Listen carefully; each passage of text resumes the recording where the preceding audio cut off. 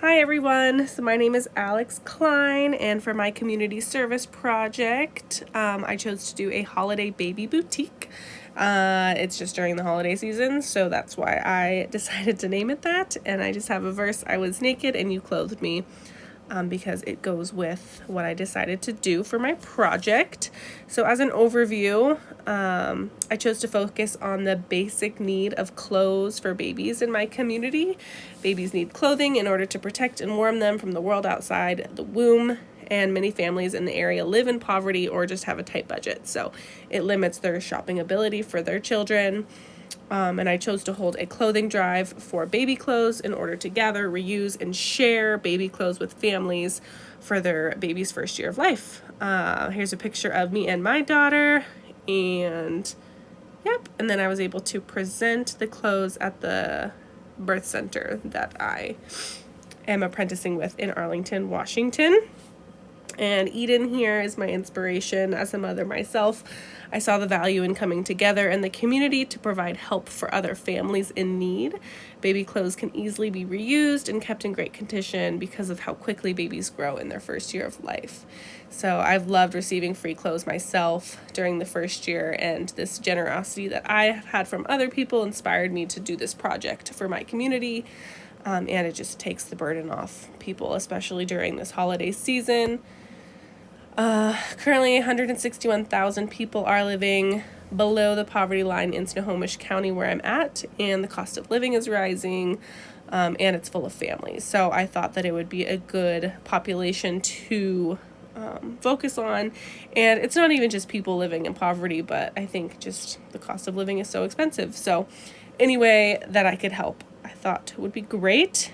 So I started with the clothing drive. And this, I just spent the month of October reaching out to friends, family members, just people in my community to gather the clothes. I wanted to focus on just the first year of life, so I wasn't getting a bunch of random things, which I think would be great, but I just wasn't ready to organize that whole thing. And I just had the drop-off location be my house, so here was one of the drop-offs, and just started to gather up all of the clothes. And after I got some of the clothes, I spent time just sorting through everything, getting the right sizes, washing everything. And then I got a clothing rack and hangers to organize all the clothes. I just wanted it to look nice and not just be a couple boxes full of clothes. So, and then phase 3, this was kind of part of the outcome of when the clothes were all on the racks, all nicely hung up and color sorted. And yeah, so I opened the boutique. It was open from 8 a.m. to 8 p.m. just during the clinic hours. So just all day long, it was just there for families to come in when they come in for their appointments to take free of charge. And it just took away, I don't know, any shame that might be there for needing clothes. But I mean, no matter how much money or resources anyone could have, they could all benefit from it. So it just brought everyone into that, which I thought was great, and it was just an easy way to reach all the families in the community. So then I just had to work to keep things restocked and cycled through the clothes every week. I didn't have too many barriers with this project, which was great. At the beginning, the owner of the birth center didn't love the idea because I think she just imagined a few boxes of clothes for clients to dig through.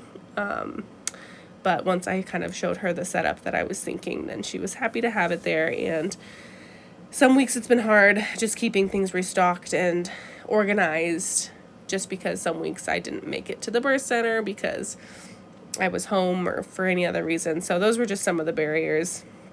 But this was a project I could do just with my toddler around too. She was lots of help, so that was all fun. And I know this made an impact on the community in a positive way because the feedback, just the clients were really happy about it and they thought it was fun. Got a lots of thank yous, and I just hope that for long term it impacts people so that they're inspired to find ways to reach out to their communities and help in different ways of just getting people's basic needs met. And just after the long, hard season that COVID-19 brought, I felt this was a positive way to spread joy and generosity during the holiday season. So it was just a fun time to be able to do everything.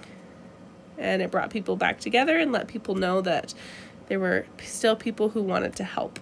So just thank you, Charlotte, for letting me put it at the birth center, for all the families who donated, for my husband for supporting me during it, and of course my own child, Eden, who was lots of help, and then for all the people who have been generous to me since having my own child. So that is my project. Thanks for listening.